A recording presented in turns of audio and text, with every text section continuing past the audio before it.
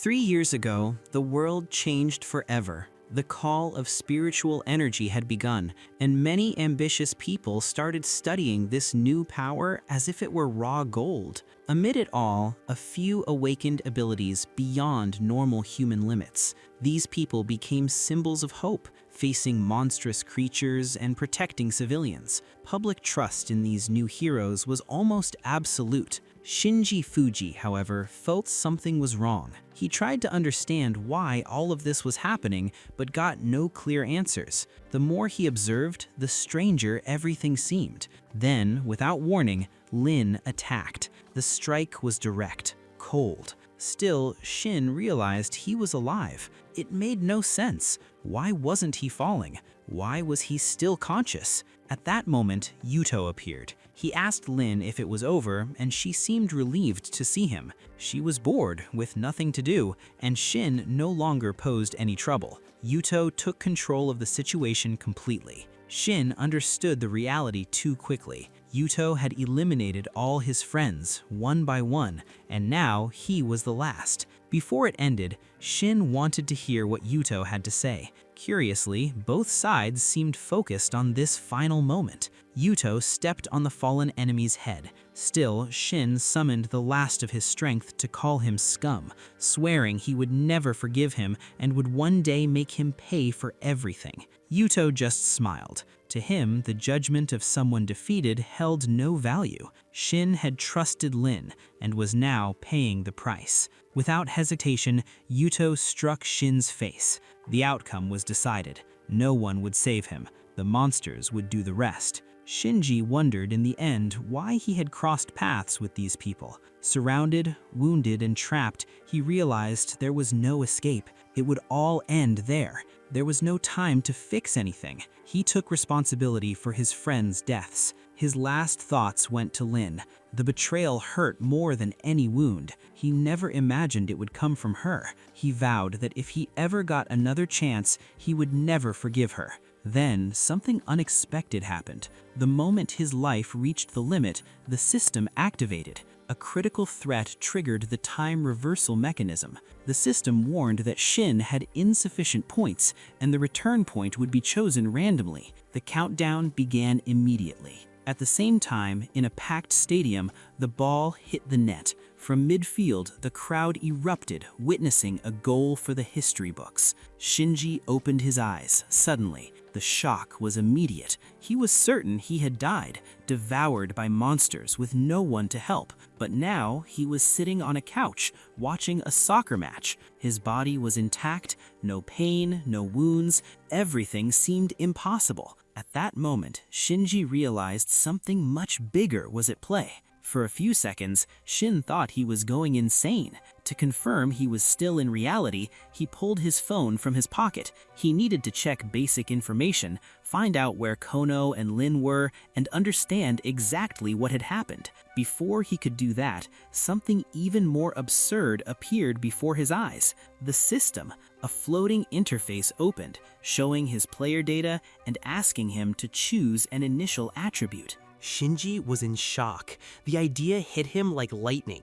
He had truly returned from death, and on top of that, had awakened a legendary system. Until moments ago, it seemed impossible. The memories of Uthu and Lin surged strongly. This time, he would not let either of them escape. What they had done would not be forgotten or forgiven. Revenge was etched in his mind. Analyzing the environment carefully, Sin came to a chilling conclusion. He had returned a month before the spiritual energy explosion. At that time, the world was still under control. People went about their routines, unaware of what was about to happen, yet the energy was already accumulating silently, and Sin knew exactly what that meant. Mutations would appear everywhere. Humans, animals, and plants would be affected. Only those who consumed special fruits would awaken powers. Soon, multicolored pillars like the northern lights would appear in the sky, signaling chaos and opportunity. Shinji decided that 1 month would be enough,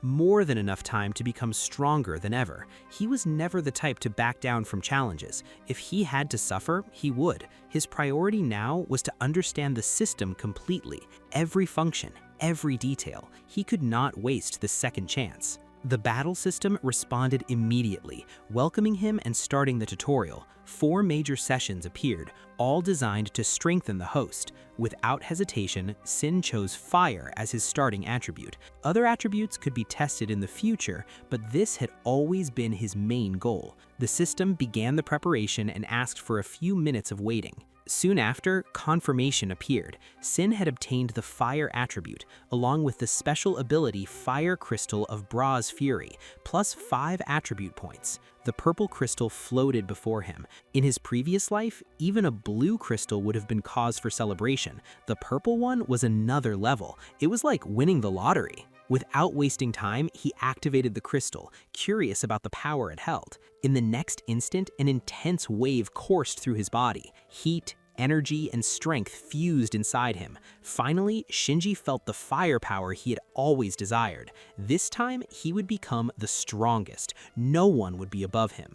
The system existed to serve him, and Shinji kept that secret carefully. He wouldn't repeat the mistakes of the past. Amid his thoughts, a distraction appeared. Temurin Lin was calling. At that time, he still trusted her, unaware that in the future he would be betrayed and killed because of Lin's stupid choices. Sin almost forgot all of that. Temurin Lin started talking, saying she needed the bag but was short 200,000 yen. She casually mentioned that her cute boyfriend could transfer the money later. Shinji's patience ran out. He responded directly, asking if she had lost her mind, told her to get the 200,000 yen from him herself and never call again. The call ended in complete silence. On the other end, Temurin Lin was shocked, and Shinji, for the first time since returning, felt that he had truly changed the course of fate. Meanwhile, Yuto questioned Tamarin about what had just happened. Shinji's attitude seemed to irritate him. Still, Tamarin couldn't understand what Shinji was trying to do.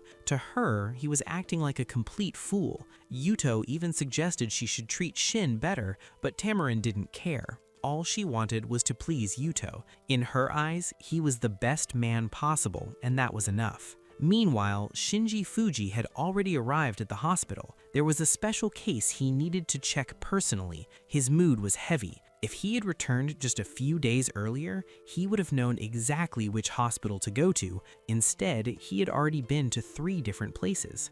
During this search, Shinji remembered Mika. A friend had told him in his previous life that Mika believed she was sick, but her father forced her to consume supposedly healthy food. In reality, it destroyed her spiritual core. Shinji never forgot this detail. This time, he didn't intend only to protect her, but also to preserve her spiritual energy. Time was short, and finding her became the absolute priority. At the hospital, Mika's father, Mr. Matsumoto, was on the verge of despair. He demanded answers from the doctors. He couldn't stand not knowing what was really happening to his daughter. The doctors explained that all indicators were normal, but something didn't add up. Mika's body temperature wasn't rising. They assured him they were doing everything possible and wanted to help. Still, Matsumoto begged Dr. Lee to take over the case. The doctor agreed and immediately checked the patient's pulse, carefully evaluating her condition. After the exam, he asked where Mika had been recently. Confused, Matsumoto asked if Dr. Lee had seen Mika before and tried to remember any irrelevant details. Then he explained that last month they traveled to Iceland to celebrate her university acceptance. That's when Dr. Lee noticed the problem. There was excess yin energy in Mika's body, which should have been balanced with yang energy. He said he would prescribe appropriate medication. Matsumoto thanked him deeply. Dr. Lee sighed and went back to work, making it clear that from that point on, the treatment would also depend on the patient herself. But no one expected what happened next. Suddenly, Shinji Fuji stormed into the operating room and demanded the doctors stop immediately. He insisted they not touch Mika. Mr. Matsumoto asked who he was. Some doctors thought Shinji was a graduate student of Dr. Lee,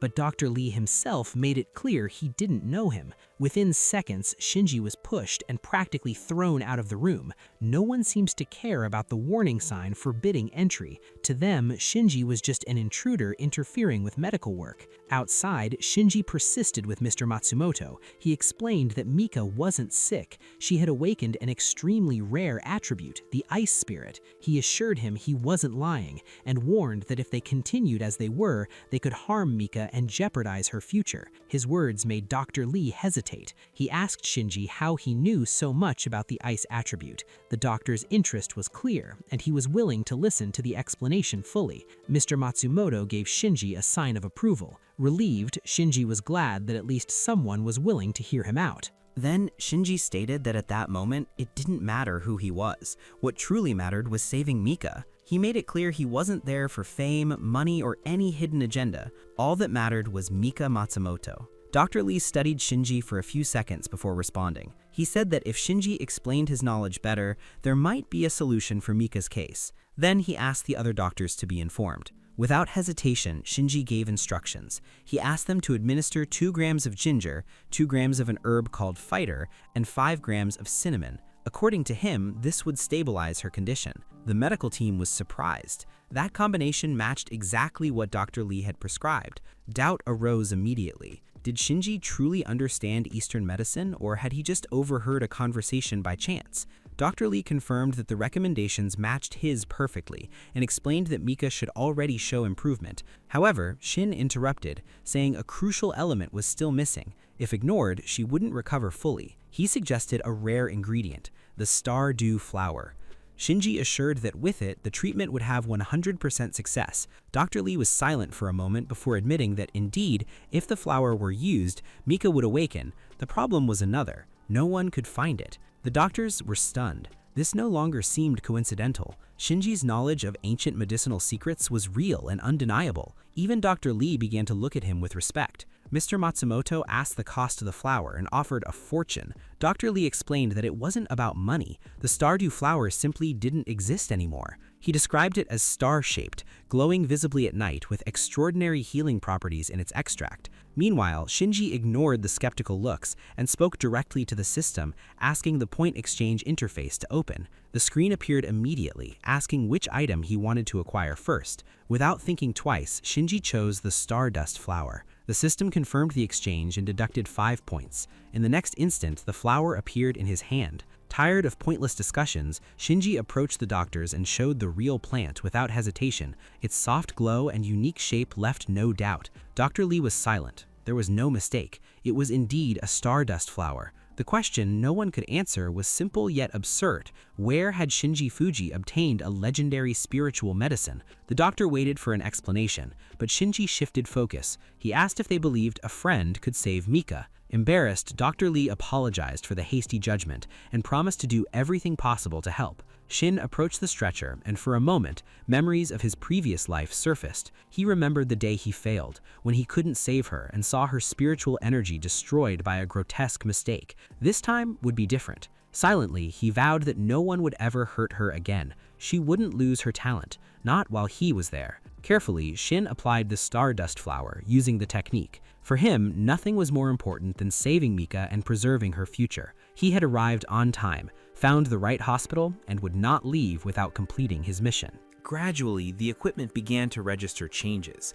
Mika's body temperature rose, her vital signs stabilized, and her overall condition visibly improved.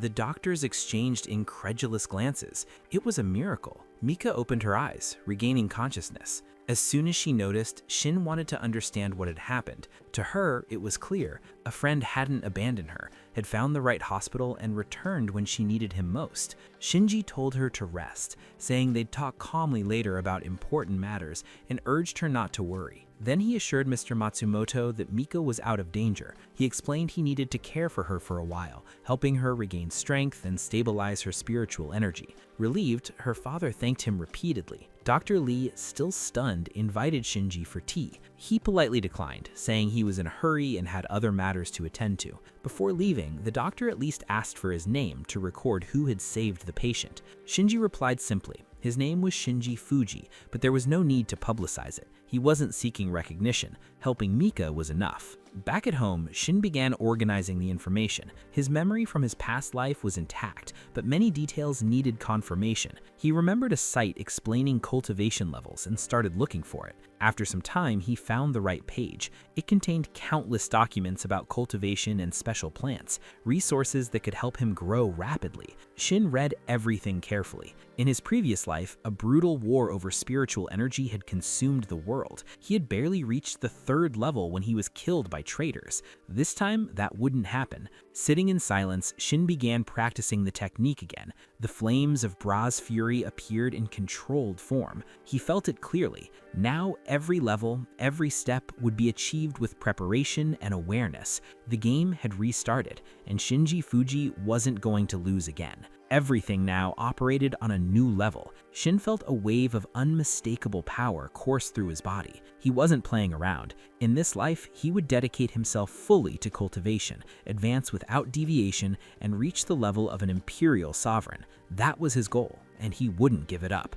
Meanwhile, at the hospital, Dr. Lee decided to discuss Shinji's actions with other important figures. A consensus needed to be reached. No one had expected Mika's friend to be so perceptive, which quickly drew attention. President L asked Dr. Lee if it was true that the young man associated with the Stardew flower possessed spiritual energy. Dr. Lee confirmed. Shinji indeed had the gift of cultivation, and if he continued growing stronger, could completely change the future. This statement did not go unnoticed. Mr. Liu discreetly photographed Shin and ordered Yuno's assistant to assess the young man's strength. The conclusion came without hesitation. There was absolute certainty about his potential and abilities. Mr. L told Dr. Lee that if this is real, it's an extraordinary discovery. They needed to find Shinji Fuji and understand just how far he could go. Unaware of all this, Shinji kept training. He honed his techniques without rest, focused on evolving and ready to face any enemy. The results came quickly.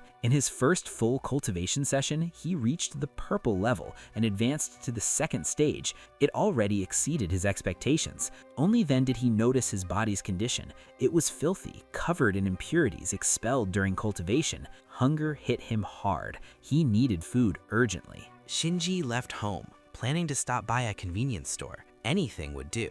Exhausted and starving, he was ready to take the first food he found. He walked down the street distracted, humming softly. What he didn't know was that he was being followed. Assistant Yu kept constant surveillance. Comparing the photo to the target ahead, she was sure it was him. Fortunately, Shinji was alone. The mission could be completed without complications. She didn't intend to fail or disappoint Mr. Liu. Without warning, something was thrown toward Shin.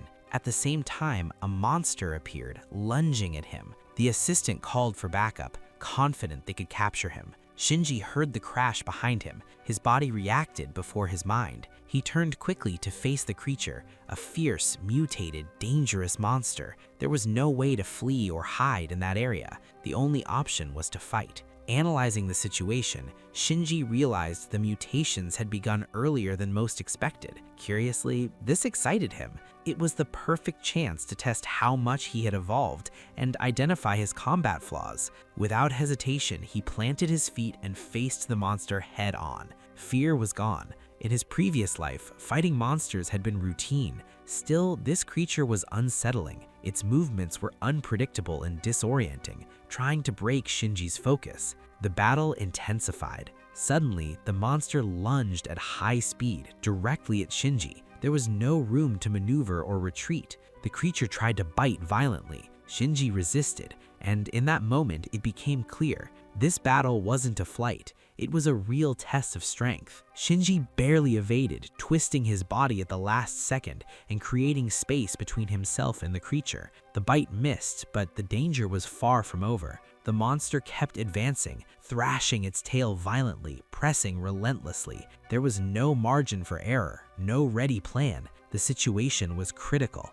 Shin didn't know the creature still had a hidden advantage. Its control over its tail was absurd, almost too technical for a mutated beast. Shinji stepped back, breathed deeply, and reorganized his thoughts. Observing more carefully, he realized the creature no longer seemed as threatening as before. The change was in him. Fighting now wasn't a risk, it was a choice. Energy began to concentrate. Shinji activated his technique without hesitation. Heat spread through his body as he advanced. No words were needed, only action. The strike came loaded with intent. The Emperor of Flame's fist hit squarely. The impact was devastating. The monster's body was thrown back, torn apart by the concentrated power. Severe injuries appeared instantly. The creature didn't even understand what had happened. At a distance, Assistant Yu was shocked. She had no idea Shinji Fuji possessed such strength, let alone mastery over such rare techniques.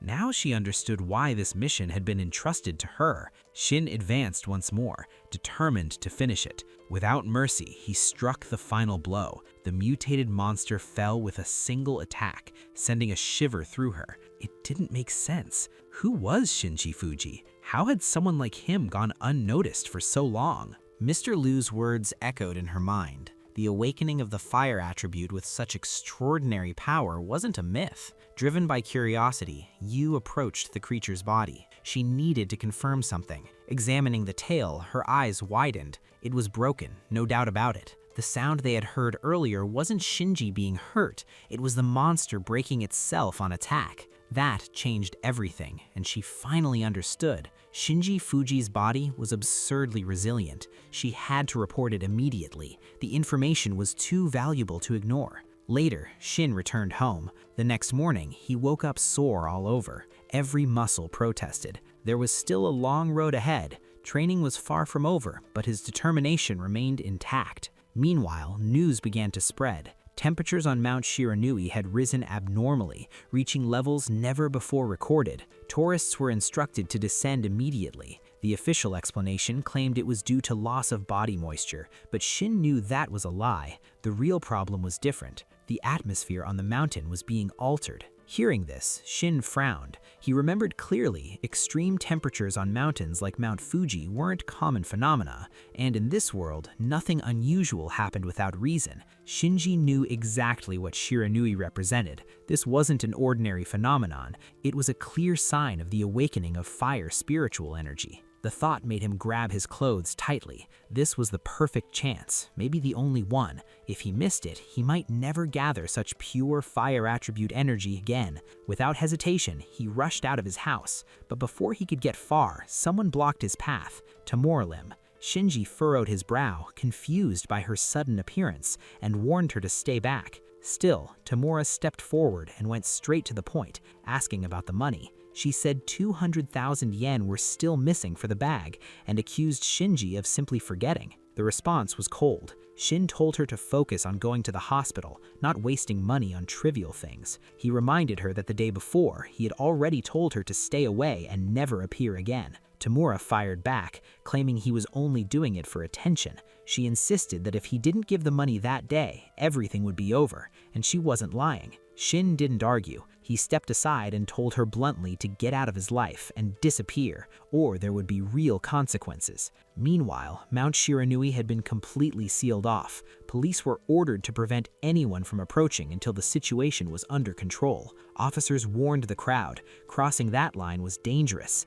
Temperatures on the mountain had reached 81 degrees Celsius. Some people didn't believe it. One man accused the police of exaggeration, claiming it was impossible to be that hot. To prove his point, he threw corn toward the mountain. In the next moment, the corn popped mid-air. Silence. Shock spread through the crowd. There was no doubt. Mount Shiranui really was 81 degrees Celsius. Police shouted for the reckless man to retreat immediately, insist, and he would die from the heat. From a distance, Shinji observed calmly. He felt it clearly. The fire attribute energy was being drawn into the mountain, forming a powerful core. His intuition had been correct. Without hesitation, he ran toward Mount Shiranui. If he could absorb that energy, he would reach an unprecedented level. This was what a true cultivator sought. Shinji leapt into isolation without fear. To everyone's surprise, as he crossed the boundary, the temperature around him seemed normal. Police panicked, shouting for him to return immediately. Shinji heard their warnings but had already made his decision.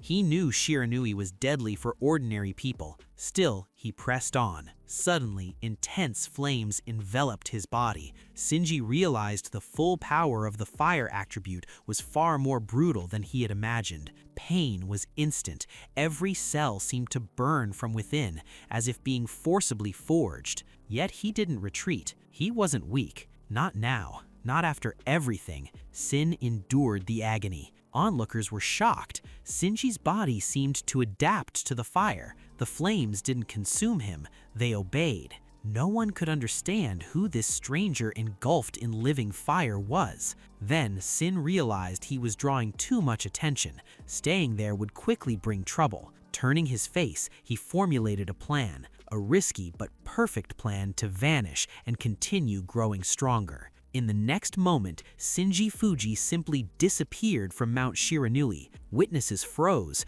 trying to comprehend whether they had just seen a human or something beyond. In less than a minute, the suffocating heat on the mountain inexplicably plummeted, leaving the police completely disoriented. Some speculated supernatural phenomena. Others imagined hallucinations caused by extreme stress. That same night, far away, Mr. L sat in his office, unable to ignore the name repeatedly appearing in reports.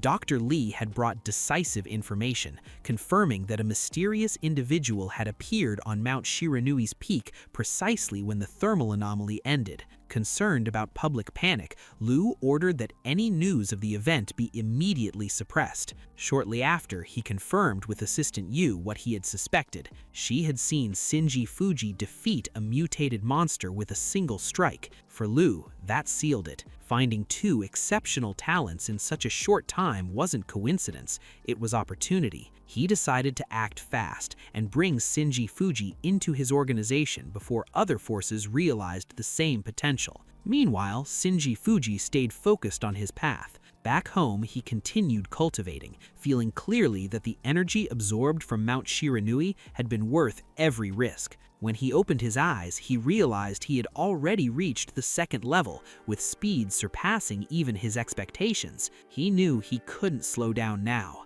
The system appeared, notifying him that a new attribute had been unlocked, allowing him to advance toward the bubbling source stage and train multiple paths simultaneously. Features like merging and transfer were active, offering possibilities Shinji began analyzing carefully. The idea of permanently transforming attributes sparked his immediate interest. Excited, he decided to test the system's limits using a simple butcher knife, curious about its durability and material response. However, before he could proceed, an unexpected knock interrupted him. Not expecting visitors, Shinji opened the door cautiously, asking who they were and why they had arrived unannounced. The man introduced himself politely as LG Nu, director of the Spiritual Energy Association, accompanied by an assistant. He explained he wanted to speak in person. Hearing the association's name, Shin remembered events from his past life, when its members had interfered in critical moments. That helped him now,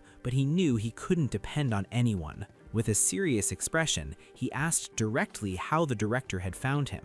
LG Nu began explaining. The request for Shinji Fuji to handle Mika Matsumoto's case came from third parties and reached him through Dr. Lee. After recovering, Mika began following them. Observing everything, Shinji reflected that maybe the Spiritual Energy Association wasn't as suspicious as it seemed, though doubts about the leadership's true intentions remained. Shortly after, director Liu Jinhu tried to gauge Shinji's stance, questioning whether Liu really seemed capable of convincing others. Shinji made it clear he didn't see that man as someone who would easily align, and reinforced that the association might not be the right place for everyone. For now, Shinji's priority was simple: recover his strength. He planned to train first and decide his next steps afterward. During the conversation, Assistant Yu Shao mentioned the association had already identified someone who reached the first stage of awakening, though far from the so-called spring level. The discussion turned serious when Yu Shao explained that Earth's future would face major changes.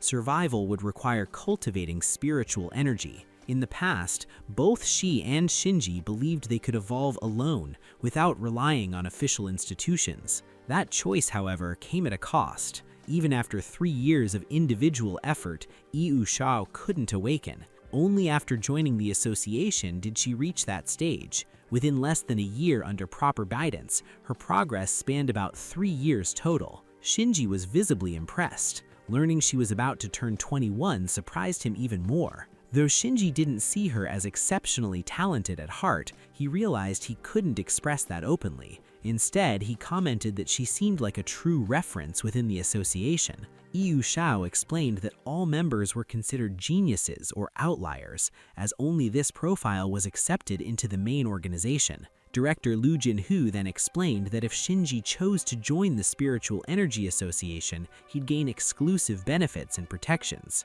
The conversation was cut short when the director received an urgent call. A colleague reported a new threat, a second-level mutant monster detected about 30 kilometers away, clearly hostile. Lu wanted more details, but the info was vague. Everything indicated a venomous creature, a mutated snake. Without hesitation, the director ordered immediate isolation of the area and went to handle the situation personally, ensuring public safety. Before leaving, he told Shinji this required urgent attention and suggested they continue their conversation the next day. Then he and the assistant left the apartment, leaving Shinji alone. Shinji reminded himself that in this life, he needed to get stronger and avoid repeating past mistakes. He knew his initial spiritual energy level was still low and evolution would be tough. Still, he chose not to waste time. He opened a browser to research fire spirit attributes, determined to advance.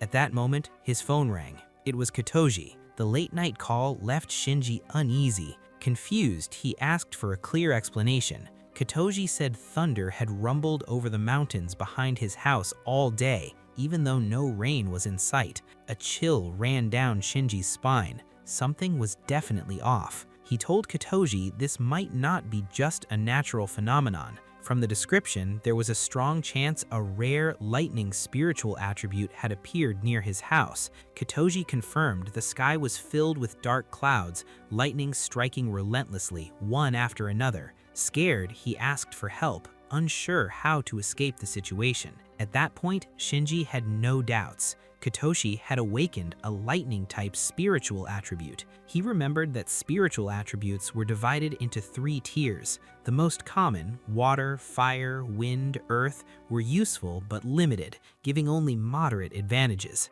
Rare attributes like ice, light, darkness, and lightning made practitioners stand out and were highly coveted. At the top were legendary void attributes, almost mythical, desired by all, but nearly impossible to obtain. Even finding any attribute was very difficult. Shinji realized he still had space to absorb energy, and this could be the perfect opportunity. Without wasting time, he told Katoji to stay put and not leave, warning him to keep anyone away from the house. Katoji, confused, wondered who would dare approach in that situation. Before the conversation continued, Miss Kaori appeared, interrupting them. The mood shifted immediately. Without long explanations, they prepared quickly. This would be the group's first real mission. One of the fighters asked where they were going in such a hurry. The answer was simple. A powerful lightning attribute had awakened in the mountains. Kaori explained that the 3 needed to reach the location quickly to collect the attribute before the spiritual energy dissipated.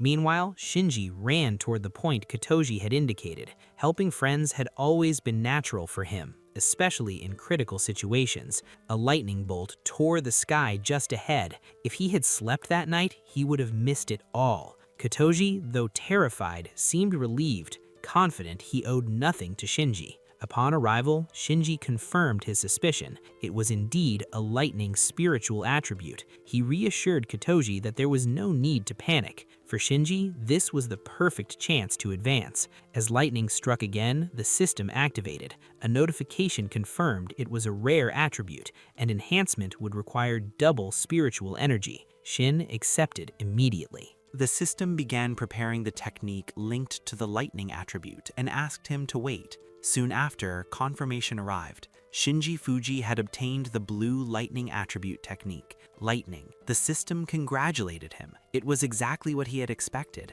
Even as a blue level technique, its hidden power was obvious. Now, the attribute belonged to him. At the same time, organization members arrived with Miss Kaori, aiming to obtain the rare lightning attribute. Some fighters questioned whether it was possible to collect something so powerful and store it in a simple container. Kaori didn't respond immediately. She took the container, asked for silence, and instructed everyone to stay alert, as the mission would begin in moments. Observing the group's hesitation, she let out a low sigh, clearly dissatisfied with their lack of fighting spirit. Without delay, she began the collection process, channeling the rare attribute into the container with absolute precision. No one dared question her skill. Everything seemed under control. The energy flowed, the container held, and Kaori maintained stability. The fighters watched silently, impressed. For them, it was a practical lesson. Kaori's mastery of advanced techniques, her confidence and control, showed why she was on another level. But the error came without warning. Midway through collection, the container developed small cracks.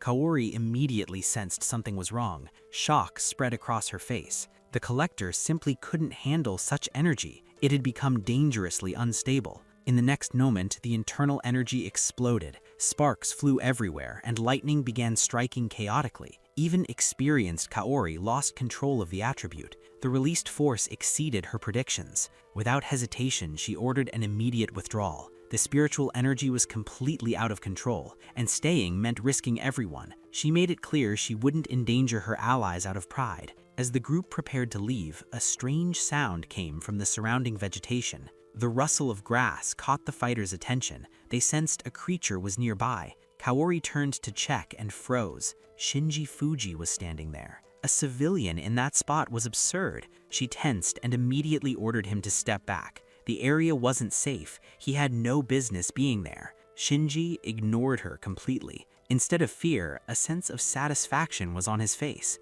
After so much searching, he was finally facing a rare lightning spiritual attribute. Without hesitation, he started walking toward the crackling energy. The fighters were in stun. To them, it was pure madness. Kaori tried once more to make him stop, her concern now fully visible, asking if he'd even heard her orders. It was useless. Shinji advanced, positioning himself directly above the lightning. The moment the energy hit, a surge coursed through him. There was no pain, no resistance, only completeness. The energy fit perfectly, as if it had always belonged to him. The association members were in absolute shock. That power wasn't human. Kaori realized then that her suspicions were correct. Shinji Fuji wasn't an ordinary civilian. He was extraordinary. She ordered everyone not to interfere. What was happening could not be stopped. As the attribute awakened, Shinji shot a firm glance around, making it clear that underestimating an opponent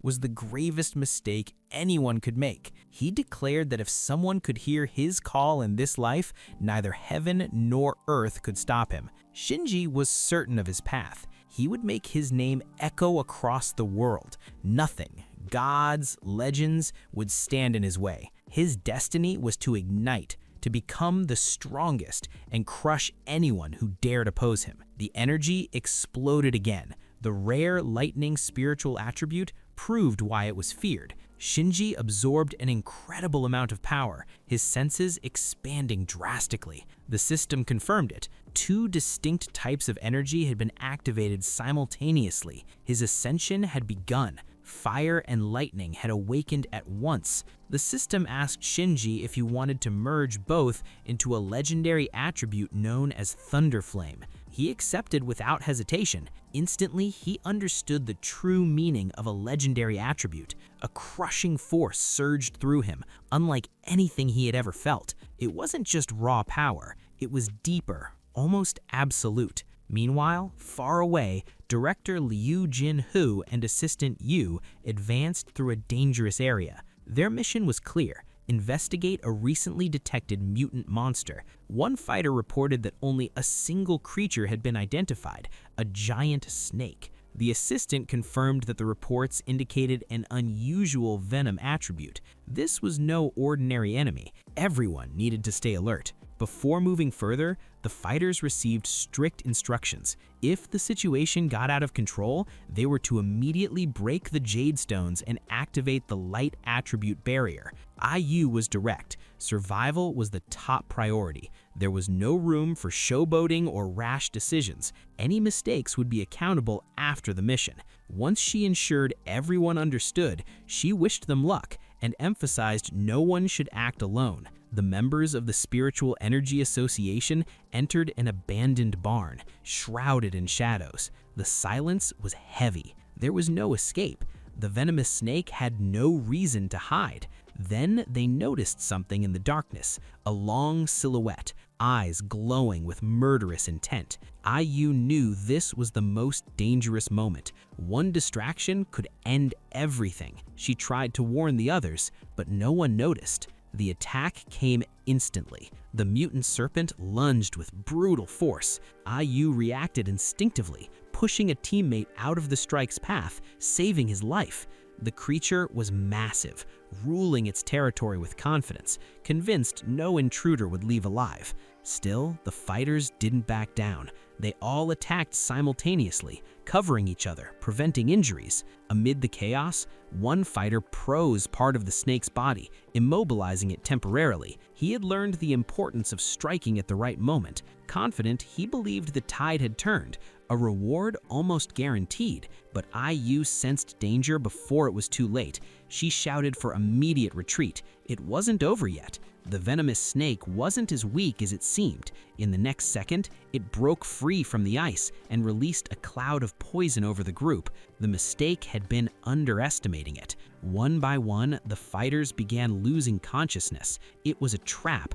The enemy had drawn them into the enclosed space on purpose. With difficulty, IU managed to activate the radio, reporting that the squad had been defeated by a mutant venomous snake. Before she could say more, her vision darkened. Too weak to continue, she collapsed, praying someone from the association would arrive in time. Time was running out. The mutant venomous snake held IU captive while the others lay scattered, gravely injured. Groaning and struggling to breathe, they clung to the same hope that a miracle would arrive before the end. It was in this critical moment that director Liu Jinhu found Shinji Fuji. The moment he saw him, he got straight to the point. Something was wrong, and his instincts rarely failed. He made it clear that Shinji was the only one he could trust now. The squad had fallen, and he believed Shinji wouldn't turn his back. Liu Jinhu presented detailed documents and reports about the venom attribute, a rare, dangerous, and extremely unstable power. Reviewing the information, Shinji realized that if he still had capacity, this would be an attribute worth claiming. But the situation had escalated too fast for that. The director then revealed something more urgent. Shinji's safety was at risk. To Liu Jinhu, he had become the main hope amidst the chaos,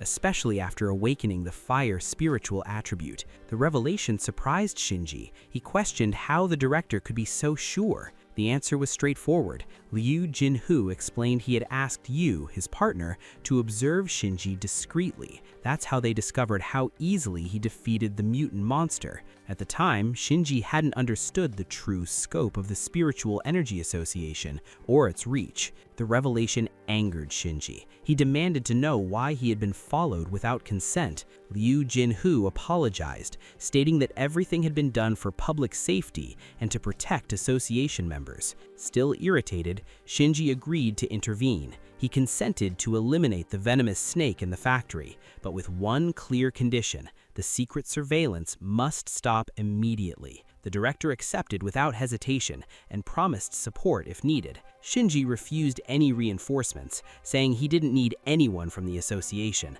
That beast would be his problem. Back at the factory, IU remained collapsed, barely conscious. The shouts of her companions echoed, mixed with the heavy movements of the snake's massive body. One by one, the fighters had been defeated, thrown aside like nothing. Shock gripped IU as she realized what was happening. The venomous snake was evolving. Mercilessly, it devoured the fallen cultivators, absorbing their energy. The scene was horrifying. If this evolution completed, the disaster would engulf the entire district. Even injured, Yu forced her body to react. She had to stop it, no matter the cost. Otherwise, no one would survive. The serpent eliminated the last standing fighters and turned its attention to her. Its massive body slithered towards her, exuding venom and murderous intent. There would be no mercy. Yet, Yu didn't flinch. She kept her mind steady and provoked the monster,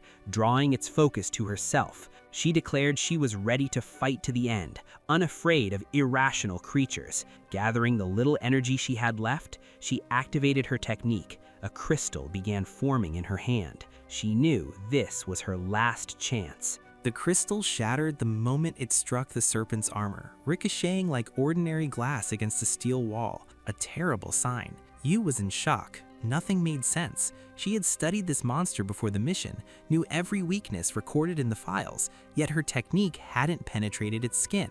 Impossible. The venomous snake reacted immediately, slamming her to the ground with brute force. The plan, which had seemed perfect, collapsed in seconds. Yu realized the truth she didn't want to accept. The serpent had evolved beyond expectations. It had reached a level never seen in the region. Its defense was absurd, unreachable. Despair surged. No one there had enough power to stop it. Then, cutting through the chaos, a voice rang out. Shinji Fuji appeared, walking through the factory as if it were just another building. He almost mocked the place, commenting that it was familiar. He'd worked here after high school. Yu's eyes widened. She couldn't believe what she was seeing. What was Shinji doing here? Was this an official association mission, or had he lost his mind? Without wasting time, Shinji explained that Director Liu Jinhu had sent him to rescue her. He asked where the other association members were and why the place looked like a battlefield. Yu tried to warn him he needed to leave immediately. That snake could no longer be defeated. The creature had likely reached its third stage of evolution. Shinji either heard her or feigned it. Calm, he told her to stay quiet and rest. This was his problem now. With steady steps, he positioned himself in front of the mutant monster, facing it head-on. The snake struck without hesitation, hurling its massive body at Shinji. Yu screamed, begging him to flee while there was still time. It was the only chance for survival, but Shinji didn't back down. His body radiated energy. He declared with absolute confidence that a single serious strike would finish this. In the next instant, he vanished from Yu's sight. Shinji appeared beside the serpent and delivered a direct strike to its head. The impact was devastating. The venomous snake was thrown several meters back, crashing violently into the factory wall. The ground shook. The creature had never imagined facing someone with such raw strength. Yu froze, unable to comprehend that Shinji had caused such massive damage with a single strike. This far exceeded anything the association's fighters had ever displayed. Before the serpent could recover, Shinji's strike disoriented it, leaving no time to raise a defense. Yu gathered her strength and shouted that Shinji must not let the monster escape. This was the chance to end it once and for all. The serpent needed to be punished for every life it had threatened. Shinji had no intention of letting it get away. He reassured Yu, showing no hesitation. She didn't need to worry. The snake would not escape. Its fate was sealed, and he had no intention of sparing it. Drawing his sword, he made it clear that he wouldn't let Yu be endangered again. In that moment, it was evident that Director Liu Jinhu had made the right choice trusting this mission to him. Without giving the serpent time to react, Shinji activated his lightning technique. The venomous snake, already gravely wounded from the earlier strike, couldn't escape. Electric energy coursed through its massive body as Shinji struck with a devastating blow. The lightning's spiritual attribute responded perfectly, striking precisely where it was needed. Shinji showed no mercy. This monster was far too dangerous to remain alive. It had nearly killed Yu, who had survived by a hair. With his sword raised, Shinji finished the fight. One strike was enough to end everything. The silence that followed was heavy. Yu was completely stunned. Still processing what she had just witnessed, she asked if Shinji had awakened two spiritual attributes. When had he become so powerful? Shinji reminded her then that alliances in spiritual cultivation weren't always a bad thing. Without giving unnecessary details, he confirmed he had mastered both fire and lightning. The revelation shook Yu. She could barely imagine how far Shinji could go with that kind of potential. To her, it was clear that Director Liu Jinhu could play a decisive role in his growth. Later, Yu reported everything to the director, confirming she had seen and heard it with her own eyes. Shinji Fuji had indeed awakened both fire and lightning attributes. Liu Jinhu finally connected all the pieces. It explained Shinji's behavior, his insistence that the association stop spying on him, and why he kept so many secrets. The director reached an inevitable conclusion. Shinji needed a special spiritual energy partnership. Talent at that level could not be wasted. He was determined to secure that genius at any cost. He cautiously asked Yu if the association should cease its surveillance of Shinji immediately. Before she could respond, Liu Jinhu suddenly shifted the topic, teasing if she thought it might be time to find herself a boyfriend. The question left her speechless. Shortly after, Liu Jinhu called an emergency meeting. The association members demanded explanations for the sudden surge of spiritual energy phenomena. Immediate measures were required. One colleague stated that the incidents were becoming increasingly frequent, and it was no longer possible to hide them from the public. This was no coincidence. Another questioned if anyone realized the panic it would cause if they spoke the truth. Facts spoke for themselves. Someone pointed out that if the population had been warned earlier, the residents near the previous incident could have been evacuated in time. The silence went heavy. A police officer confirmed that the factory problem had been resolved, but admitted he had heard concerning rumors. The discussion heated up. Accusations flew, voices overlapped, and conflict erupted in the middle of the meeting. Then someone revealed an important detail. It wasn't exactly that person who had contacted Shinji. The actions of certain officials visibly angered Liu Jinhu. He stomped his foot, demanding silence. He said he couldn't even hear his own thoughts over this useless argument, and acting this way only made them look incompetent. Silence fell quickly. Everyone agreed. Liu Jinhu knew exactly how to handle the situation and let the matter cool down for the moment. Then he acknowledged that his colleague was right. Shinji had acted decisively. Without him that night, his daughter and the entire squad could have been lost. Still, Liu Jinhu made it clear that openly releasing spiritual energy would cause public panic, something they could not allow. Instead, he proposed an alternative solution. Rather than revealing everything at once, they would use areas with high spiritual energy concentration as test sites, observing public reaction and gathering data before making any major decisions. One officer said he had no objections and was waiting for an efficient plan. Liu cut him off immediately, saying that if there were no complaints, they would discuss critical points once the dust settled. Everyone got the message. Then Liu Jinhu moved on. They had already seen what Shinji Fuji was capable of, so the association planned to officially invite him. More than that, Liu proposed that Shinji lead a group within the Spiritual Energy Association. The suggestion divided the room. Nobody opposed Shinji joining, but naming him a leader seemed premature. One colleague argued it was too soon to entrust such responsibility to someone so new to this world. Liu Jinhu countered without hesitation. Shinji had already awakened fire and lightning attributes, extremely rare, and ignoring that potential would be a strategic mistake. Amid the deadlock, someone suggested a compromise, a test. If Shinji was evaluated in combat and proved capable of leadership, everyone would accept the decision without objection. The proposal surprised Liu Jinhu. He agreed but issued a clear warning. The idea had come from them, and no one could complain or backtrack afterward. Meanwhile, far from all this political tension, Shinji Fuji rested at home. He knew he needed to recover. Mutant monsters didn't rest, and protecting those around him required constant preparation. Lying on his bed, staring at the ceiling, he had no desire to get up. He was exhausted. Then a strange noise came from another room.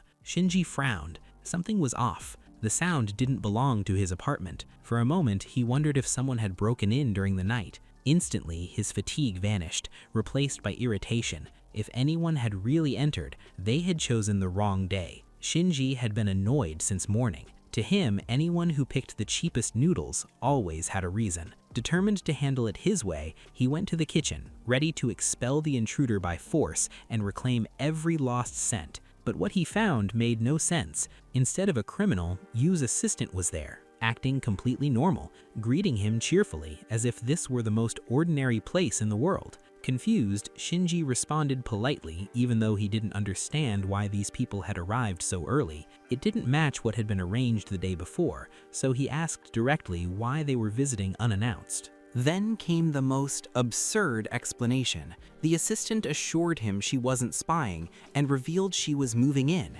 She would be living in the same apartment as him. According to Yu, Shinji simply needed to get used to the idea. The words hit Shinji like a bolt of lightning. The decision was already made, no consultation, no warning, and the reason seemed increasingly strange. He tried to figure out if it had something to do with his brother or if there was another motive behind the choice. While organizing his thoughts, Shinji reminded himself what truly mattered. There were only 3 days left until the spiritual energy awakening, and he had no time to waste on unnecessary exams or distractions. He made it clear he wasn't interested in side issues. The assistant explained that many candidates for the test were beginners, and the evaluation site was precisely where spiritual energy manifested most intensely. She assured him he would find allies there. Shortly after, Mikamoto joined the group.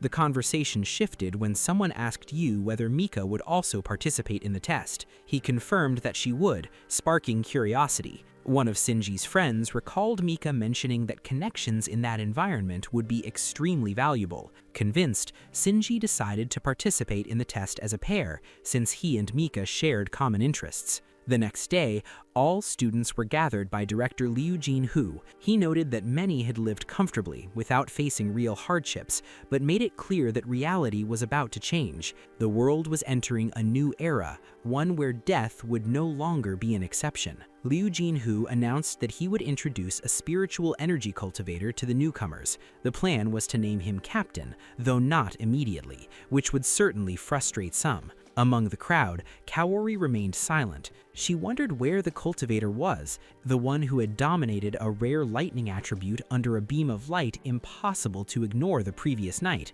When she mentioned it to the temporary captain, she was told she was mistaken. Someone like that simply couldn't exist. Still, the unease didn't leave her mind. A colleague noticed and tried to make small talk. Kaori said she wasn't thinking of anything specific, just curious about who would truly lead the group and the director's real intentions. Meanwhile, rumors spread. Some believed the captain would be a rich kid who paid to join the association. Ken, confident in his strength, decided to test the future leader as soon as he appeared. His friends reinforced that Ken was a fighting genius, someone who lost to no one. Still, Kaori warned him not to act impulsively or cause unnecessary trouble, and as it seemed, Director Liu trusted him.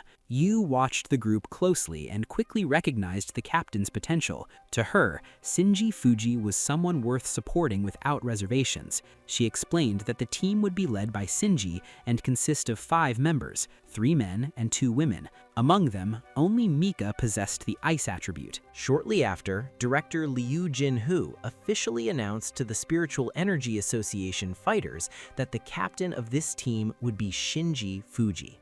He made it clear that he expected the team to grow and become truly strong. Director Liu reinforced to everyone that from that moment on, Shinji Fuji was officially the captain. It was then that Yoshi Ken spoke up, asking him to wait. Liu inquired what the problem was, and Ken went straight to the point, questioning whether the director truly trusted Shinji's abilities. Yoshi wanted to know if the captain could actually command them during real missions. Otherwise, he argued, no one would respect him. Calmly, Shinji asked if Ken really intended to put him to the test. The atmosphere thickened. Shinji was ready to settle any doubts on the spot, while Yoshi Ken made it clear he wouldn't back down. He seemed determined to prove that Shinji joined the association by chance. Shinji responded coldly, treating Ken as someone who overestimated his own strength. Convinced he would win easily, Yoshi Ken flew into a rage and launched a direct, aggressive attack.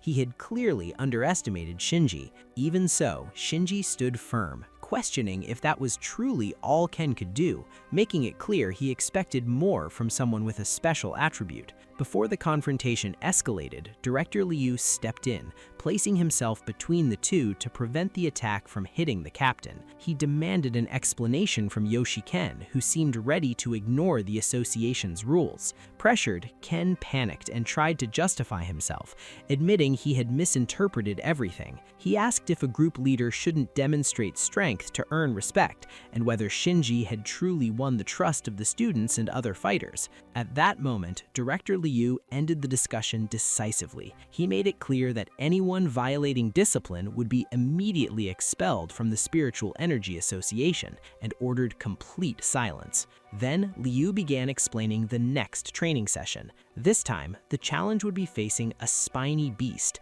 a humanoid creature extremely dangerous, emphasizing that this would not be a simple test. Before the test began, Director Liu asked for everyone's attention. He explained that until now, the world had been relatively safe, but the moment someone chooses the path of cultivation, that sense of security disappears. With instructions concluded, Captain Shinji Fuji led the group into the forest. At the location, Liu entrusted a specific task, to use this mission as real training for the fighters. Observing the environment, Shinji felt this was exactly the point the director had mentioned earlier. Still, something didn't add up. There was no sign of the monster. Mika Matsumoto expressed concern and tried to determine where they should go. Shinji considered the possibility that the creature was hiding underground and suggested they explore the area cautiously. As they approached a specific tree, he felt the spiritual energy intensify more and more. Still, he couldn't detect the monster Liu had described.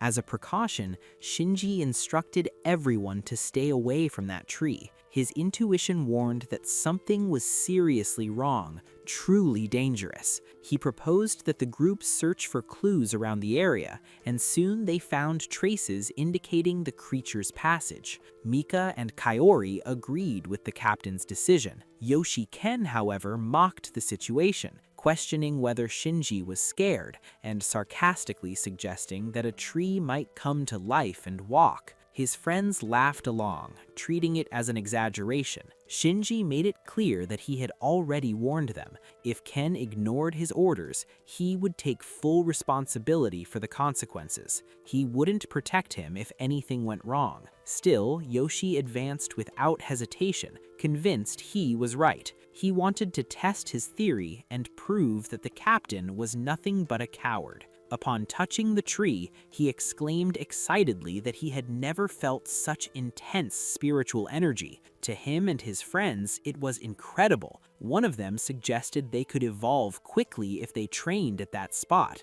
The idea thrilled Ken, and his imagination ran wild. He could already see himself reaching the 3rd cultivation level. Surrounded by admiration and recognition, excited by the fantasy, he encouraged the group to start training right there. They began channeling energy until they were exhausted. To them, Shinji Fuji represented no authority. In the group's eyes, the captain was weaker than all of them. Meanwhile, Mika Matsumoto watched with concern. She wondered if Yoshi Ken and the others would really be okay, and if Shinji was paying enough attention to intervene if something went wrong. Kaori also showed curiosity. She had only met Shinji a few days ago and wanted to understand who he really was. That answer mattered more than it seemed. Shinji, however, didn't remember anything specific. Still, Kaori remembered everything clearly. In her mind, the image was vivid. A man atop a mountain, surrounded by violent lightning,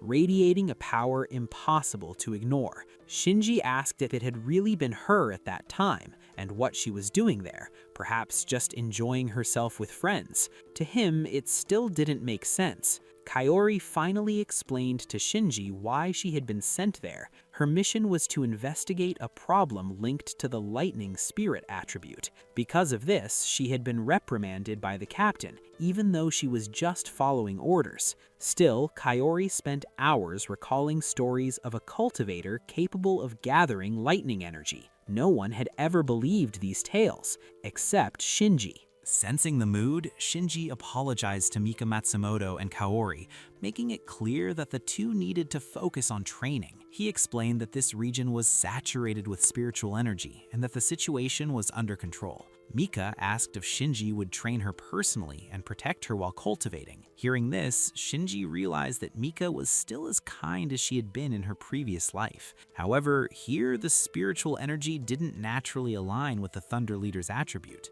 Kaori then announced she would start training and said she would wait for the captain's instructions. Everything seemed under control until a desperate scream echoed through the forest. Yoshi Ken was calling for help. Shinji didn't immediately understand what was happening, but it became clear that Yoshi and his friends had gotten themselves into serious trouble. The tree suddenly came to life, trapping the group completely unprepared for combat.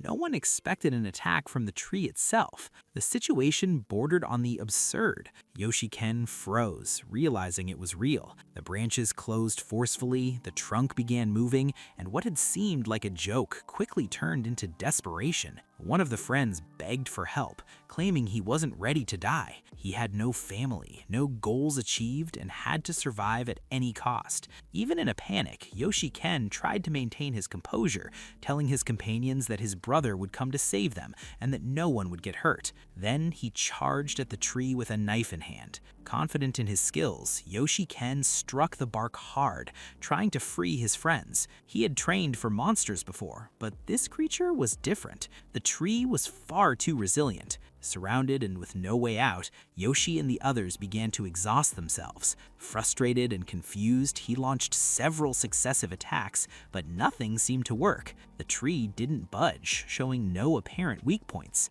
One of his friends shouted for him to be careful, warning of danger to the left. He tried to convince him to save himself, claiming he was the strongest in the group. The pressure made Yoshi lose control. So focused on the attack, he didn't notice the tree's movement. There was no time to defend himself. A piece of bark hit him square in the face, causing intense pain and sending him flying. He managed to get a few moments of distance, but he had made a fatal mistake. The words of Director Liu echoed in his mind. On the path of cultivation, death never leaves your side. Everything had been predicted. Yoshi fell to the ground, feeling his body fail. For the first time, he was certain he would die there, all due to arrogance and anger, and the question came too late. Why hadn't he trusted Captain Shinji? The tree surged forward, ready to deliver a final blow, absorbing the spiritual energy of the association's fighters. Its branches extended towards the unconscious Yoshi Ken,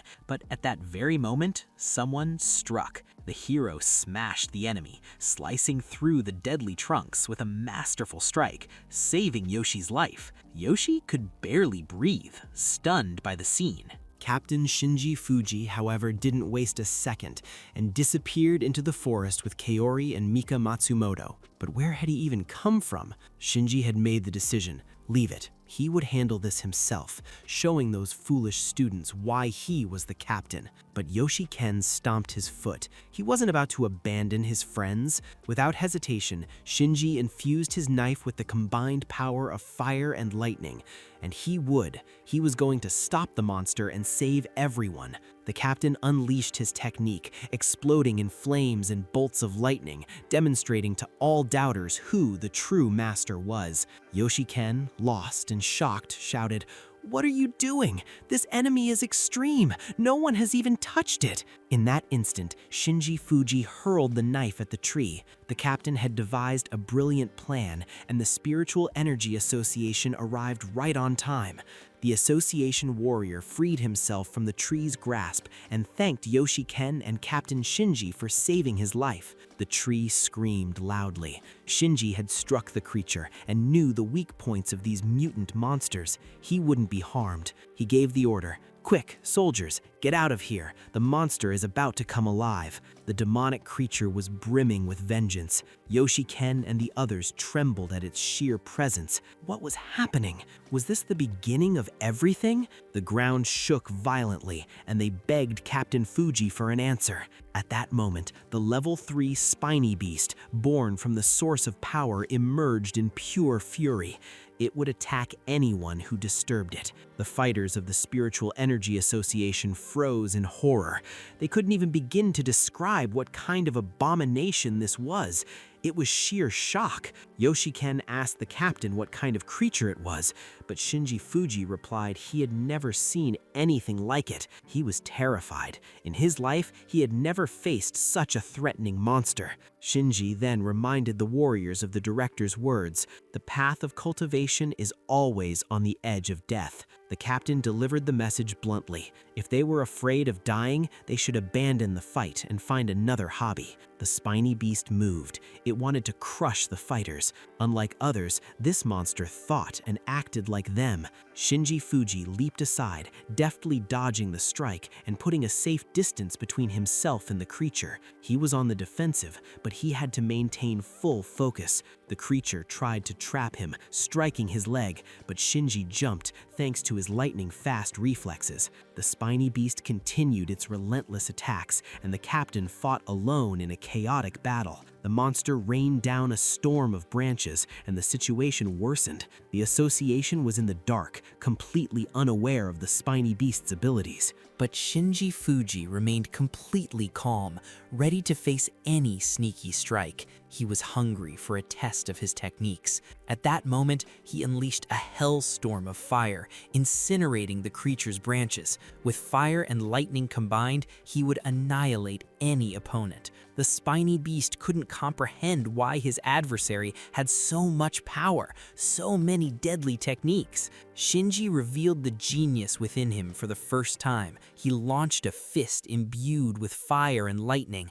The enemy was outmatched. The captain would make it surrender, beg for life, but the fearless monster wanted to exterminate the entire spiritual energy association for invading its domain. Yet Shinji Fuji allowed no chance. He delivered a devastating punch using his supreme technique, pulverizing the creature and exacting his vengeance. Yoshi Ken froze. It couldn't be. Our captain is this strong? He had crushed the monster in less than a minute. Kaori realized the power of lightning. Shinji Fuji was no ordinary fighter. No wonder director Liu had backed him. Mika Matsumoto was completely stunned.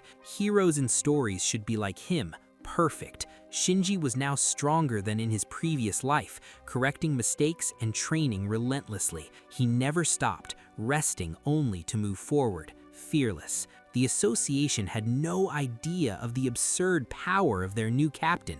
He was leagues above them. Director Liu, meanwhile, dismissed any criticism regarding Shinji Fuji's appointment, and everyone had to swallow the fact. The assistant tried to warn the director about the spiritual energy, but Liu already knew. The obvious could no longer be hidden. Director Liu revealed the shocking truth. The Earth's spiritual energy had been fully restored. The world was about to turn upside down.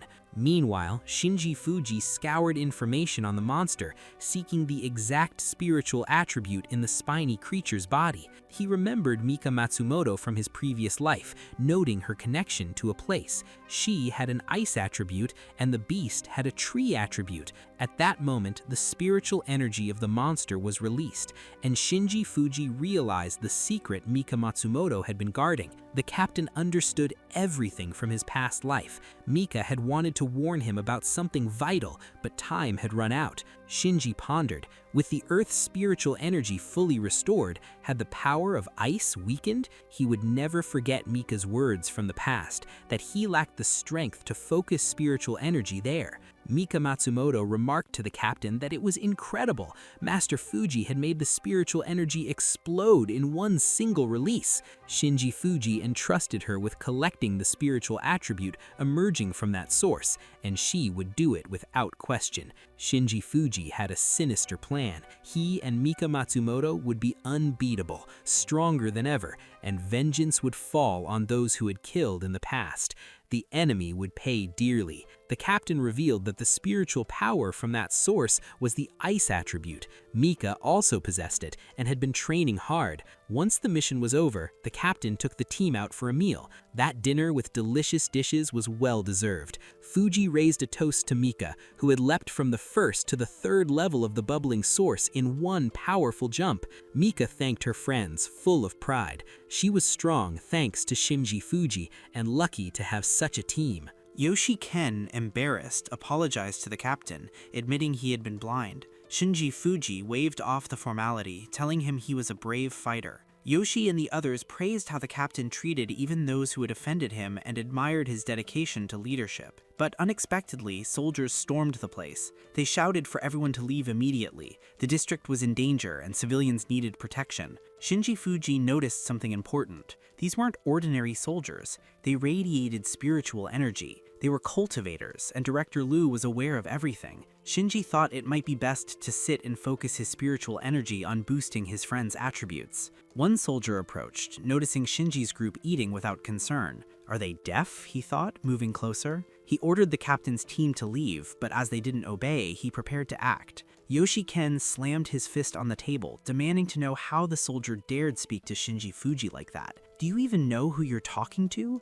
But the soldier had no time for words. He pointed a machine gun at Yoshi. "Move, or you die here. I'll handle this," he shouted. Blinded by anger, Yoshi Ken couldn't believe the audacity. They hadn't done anything to deserve such disrespect. Shinji intervened, asking the soldier to lower his weapon and stating they would make a deal. "Don't threaten my people. They are the best." 3 hours earlier, city officials had gathered in a panic to handle the spiritual energy problem. Their urgent target, a mutant dog. The state leader demanded silence and immediate action. The priority was clear: capture the mutant dog without anyone getting hurt. Civilians had to be protected. The leader entrusted the mission to Kawasaki, confident in his ability to handle it flawlessly. Kawasaki stood and guaranteed he would capture the dog and safeguard the civilians. The leader ordered the others to the border to keep the population calm. The mutant could appear anywhere, so maximum alert was needed. Kawasaki saw the confusion at the restaurant and didn't understand why the soldiers couldn't manage the crowd. Shinji Fuji immediately ordered the soldiers to halt the bickering and take positions. Yoshi Ken wanted to crush the soldier for insulting the captain, but Shinji restrained him. "No trouble with the army. Follow orders. It's not their fault. Understand the situation." Yoshi complied instantly. The captain told everyone to leave. The area would soon be closed. The soldier muttered, irritated that they were troublemakers. Shinji warned that spiritual energy had returned with full force that afternoon. From that moment on, the world would become dangerous. He told Mika not to go easy in training. As Shinji Fuji was about to leave, someone called out. The captain couldn't recognize the voice. Curious and excited, he turned, shocked to see Keita Kawasaki at the restaurant that night. Shinji Fuji was eager to reunite with him in this life. Keita patted him on the back. It was real. He and Shinji's brother hadn't met, but fate had brought them together. Kaori told the captain that they would go ahead and Yoshi Ken would accompany the group, as Shinji had much to discuss with Keita Kawasaki. Shinji praised his friend, saying he was amazing and that his brother had become a squad leader, something he had never doubted. Keita explained that something had happened that day, but Shinji already knew. The spiritual energy had returned, the topic on everyone's mind. Keita revealed the reason for the evacuation. The mutant dog had escaped and was hiding nearby. That was why they had been sent to protect the civilians. Shinji understood. A soldier informed Keita that the evacuation was complete. The captain was confident. The mutant would fall into the trap and meet its end. Shinji Fuji asked if he could accompany them. He was curious to see how the army, who considered themselves the strongest, would handle the mutant. Keita saw this as the perfect chance to show Shinji how dangerous the world had become and to push him to grow stronger. Keita ordered Soldier Hayakawa to take Shinji's brother to a safe location near the hunting zone. The soldier obeyed without question. The soldiers followed the plan, taking their positions. Brave Keita Kawasaki led the hunt for the mutant dog to save the people. Shinji Fuji noticed the soldiers were heavily armed, but only possessed the first level of spiritual power, though still strong. He felt the mutant dog's energy, and everyone else's as well. Monsters had no mercy. They were a global threat. Focused, they controlled the territory. The mutant dog had to be eliminated per the leader's orders. Suddenly, a blinding light appeared.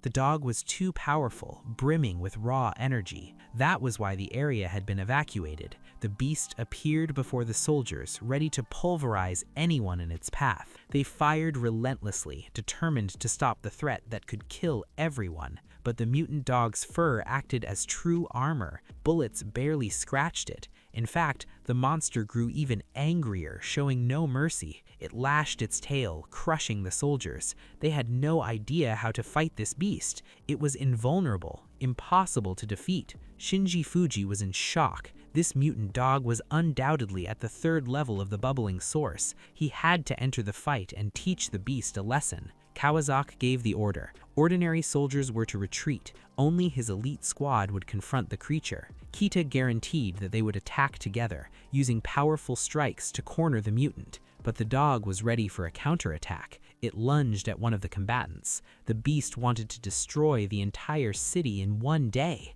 Yet the special squad didn't give up. They continued attacking, desperate to find a weakness. They managed to break through the dog's defenses and landed several hits. It was no longer as strong as the start, a golden opportunity. Captain Kita Kawasaki ordered the elite squad to advance. Courageously, they followed, ready to fight to the death, believing in Kita.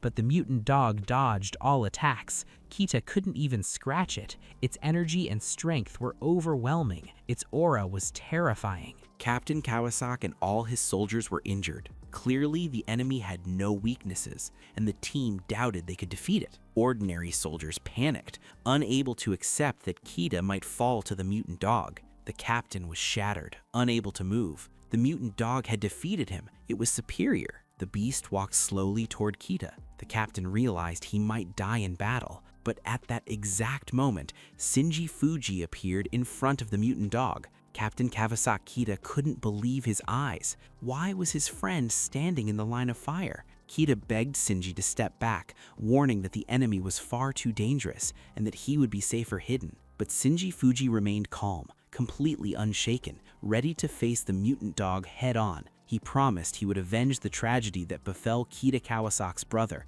and every wounded soldier. The captain unleashed a storm of lightning, striking the mutant dog with a lethal blow. He showed no mercy to anyone who attacked his brother.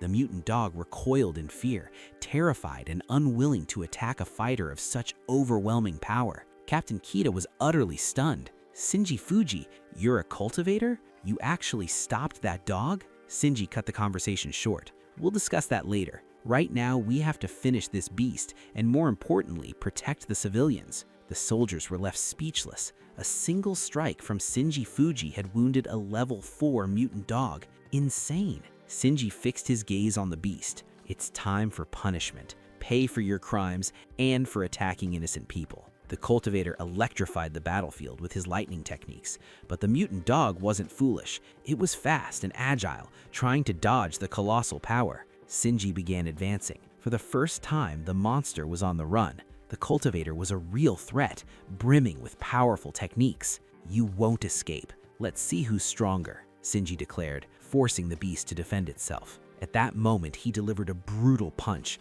lightning coursing through his body like a weapon. The monster screamed in pain. Shinji was impressed. He hadn't expected the dog to call for help, catching it completely off guard. Captain Kita had never imagined his friend could be such a powerful cultivator, a true master of lightning. The beast was gravely wounded, and Shinji Fuji's electrical energy left it no chance to hide, throwing it into panic. Shinji dominated the fight, attacking relentlessly to avenge his friend Kita. He drew his knife and unleashed the magical explosion technique, striking the target with precision. Shinji Fuji's arsenal of incredible techniques was vast. He gave no chance, ultimately destroying the mutant dog. The civilians could finally sleep in peace. The monster was eliminated. Soldiers could only murmur in awe at Shinji Fuji's absurd power. If he continued accumulating energy like this, no one could imagine how strong he could become. Captain Kawasaki Kita was utterly impressed. Shinji's abilities were unbelievable.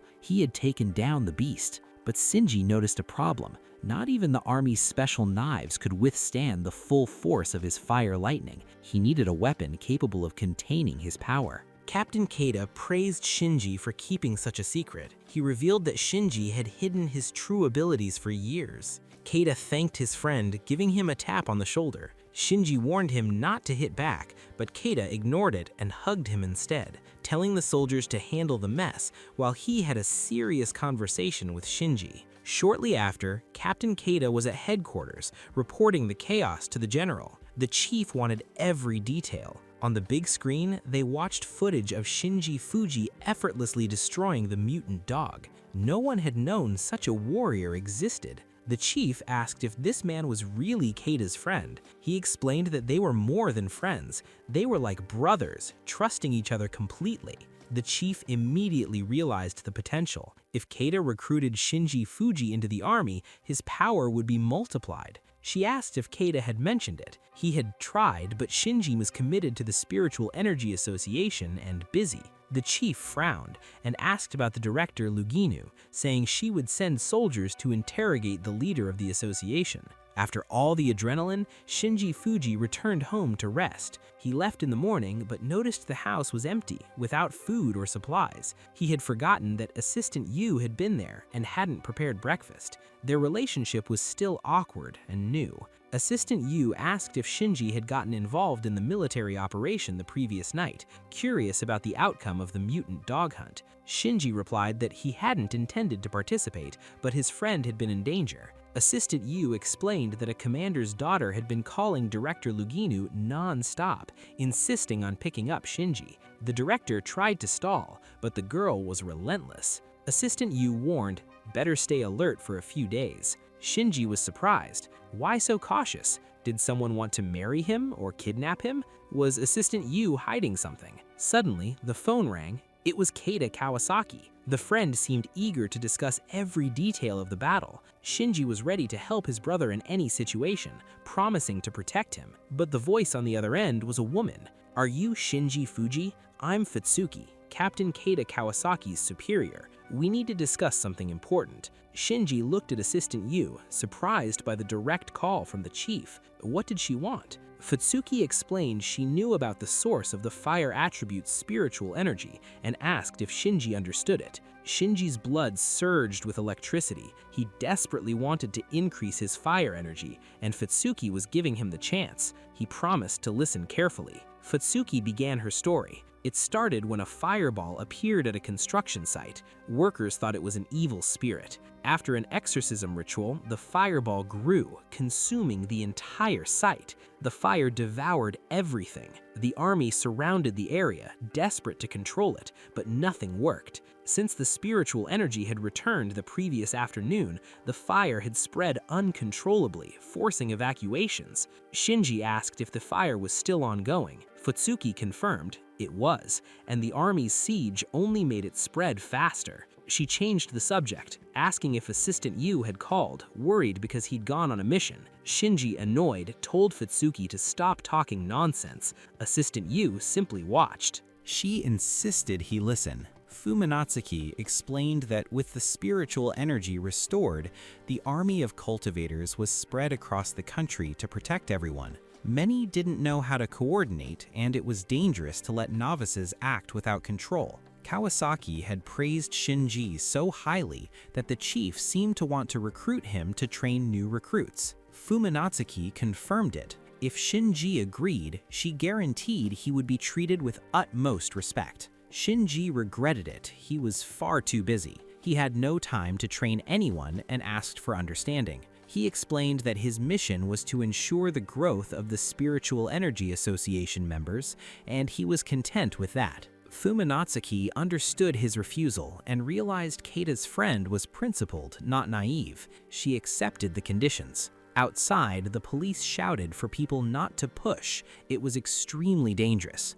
Gunfire continued to echo. Shinji Fuji and Fuminatsuki exited the vehicle. The cultivator didn't find the situation critical, and the sister had called just in time. But when Shinji least expected it, a familiar voice called out, "What are you doing here?" No one expected a loser. Shinji Fuji turned and saw Tamerlane and Yuto in the middle of the crowd. Rage boiled instantly. He would never forget how the two had betrayed and killed him in his past life. Shinji Fuji glared, furious. Why had they come alone? He hated them and would not forgive. Yuto asked Tamerlane if this was really Shinji Fuji, the idiot with the funny face. Han had been right. Her ex was a fool. Cameramen and reporters noticed the tension and saw a perfect chance for a scandalous scene. Cameras were turned on to capture the conflict and excite the audience. Yuto realized Shinji was still obsessed with Tamerlane,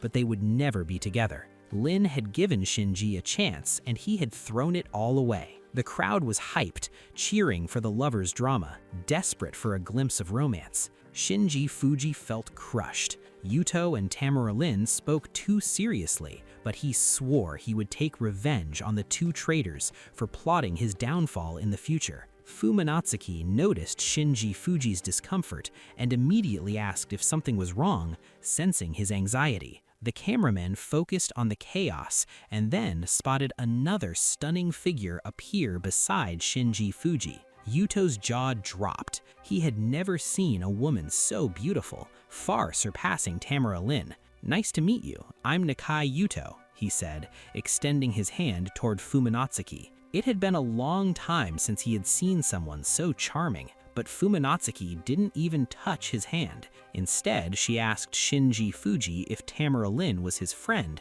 ignoring Yuto entirely. Shinji snapped. "Tamara Lin isn't that. She's just a pathetic mercenary. We don't have time to chat with her." He pulled Fuminatsuki away from the chaos, leaving Yuto and Tamara Lin alone talking. The crowd erupted in laughter. Fuminatsuki effortlessly rejected Nakai Yuto. Other girls were left speechless beside her. Tamara Lin was furious. How dare that woman humiliate her? Who did she think she was? She swore to take revenge for the insult. She shouted at Yuto, "How long are you going to be staring at another woman? Get out of here." Yuto apologized, saying it was a habit, but Tamara Lin didn't calm down. If it weren't for money, she would have dumped that idiot long ago. Fuminatsuki returned to the matter at hand. "The fire is still spreading," she confirmed. "We need to find a way to extinguish it quickly, or innocent people will be hurt. The flames are too dangerous." Shinji Fuji analyzed the situation. He opened his mouth to speak, but Fuminatsuki understood him without words. She agreed. He was completely right. Fuminatsuki revealed the key. The area was an event site. The day before, a massive concentration of spiritual energy and firepower had been focused there. Shinji asked what she was holding. She explained it was a meter to measure spiritual energy concentration in the area. Shinji examined the numbers and told Fuminatsuki they needed to expand the perimeter immediately to keep civilians safe. Fuminatsuki gave the order to the soldiers, "Move the barrier another 5 meters." The captain had issued the command for everyone's safety, but suddenly a soldier questioned Shinji Fuji. "What is this guest doing here? The vice commander didn't authorize it." Shinji Fuji simply advanced toward the fire, fearless, ready to assist the army at any cost. Fuminatsuki realized she had found a true genius. The soldier shouted at Vice Commander Fuminatsuki, "What do we do with him? Shinji Fuji is exposing himself to danger and no one can control this fire." Fuminatsuki sensed it.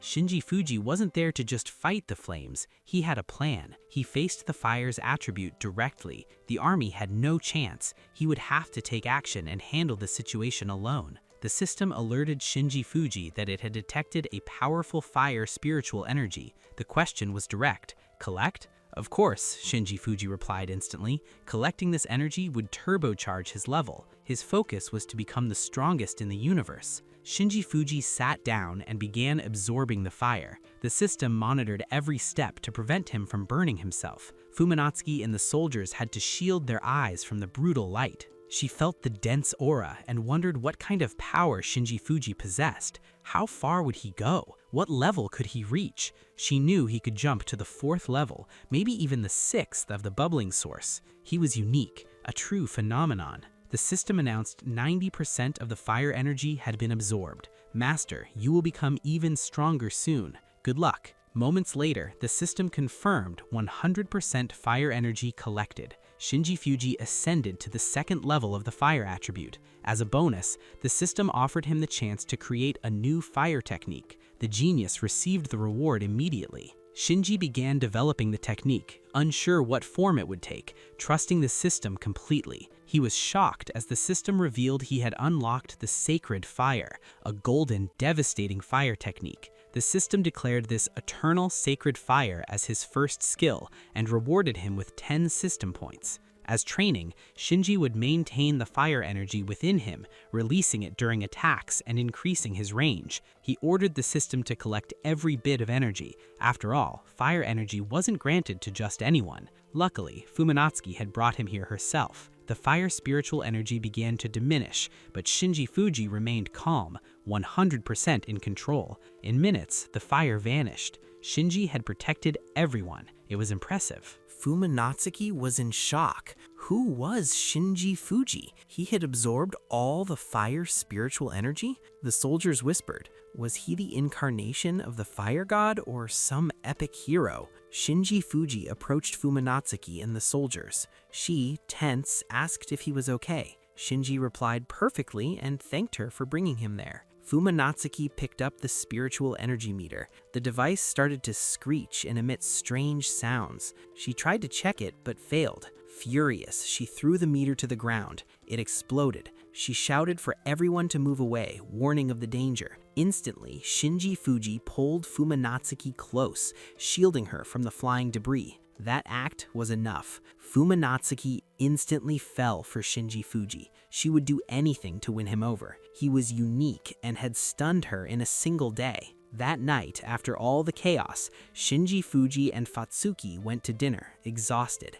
Fumanatsuki asked if he had truly absorbed the fire energy into his body. He confirmed and asked why she cared. She didn't give details, only asked his current level, eager to know how much he had evolved. Shinji revealed he had reached level 4 of the bubbling source and would soon ascend to level 5. His goal was to become the strongest. Fumanatsuki was shocked at his power. He was already at level 4. She knew he was unlike any other cultivator. Shinji Fuji explained to her that he had a unique training method but couldn't go into details. Fumanatsuki reassured him it was fine. Every cultivator had secrets and she wouldn't force him to reveal them. Finally, she asked if he had changed his mind about enlisting. He assured her conditions in the army would be far better than in the association. Shinji Fuji, however, wasn't interested and had no intention of enlisting. Fumanatsuki accepted his refusal without forcing him. She respected his decision. Natsuki had to report the incident to her superiors,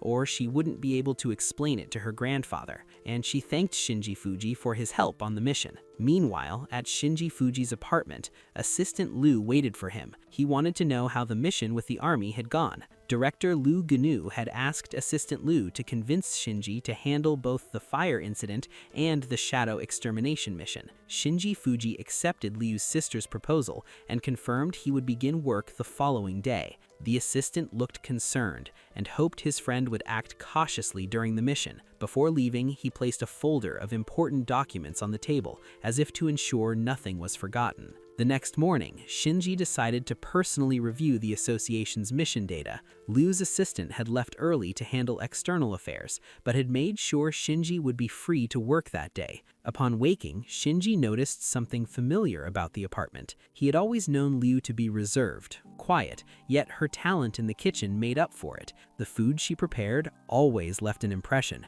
Walking toward the bedroom, he casually remarked on the pleasant smell in the air, yet the silence immediately caught his attention. No reaction, no response. That wasn't normal. Shinji wasn't used to questioning routines. He always woke early in that apartment. Still, a strange unease crept in. The shock came when he returned to the kitchen and found Fumanatsuki instead of Liu. In that moment, it became clear something was wrong, and he began to wonder where the assistant really was. Fumanatsuki tried to calm him, explaining she had registered the apartment as a confidential military location through official channels. Her justification only worsened the atmosphere. Shinji watched with growing irritation and made it clear that no action should be taken without his knowledge, official or not. Visibly annoyed, he went to Liu's bedroom, determined to confront her, even if just for a moment. He wanted to comment on the apartment, but the room was empty. No sign of her, no explanation.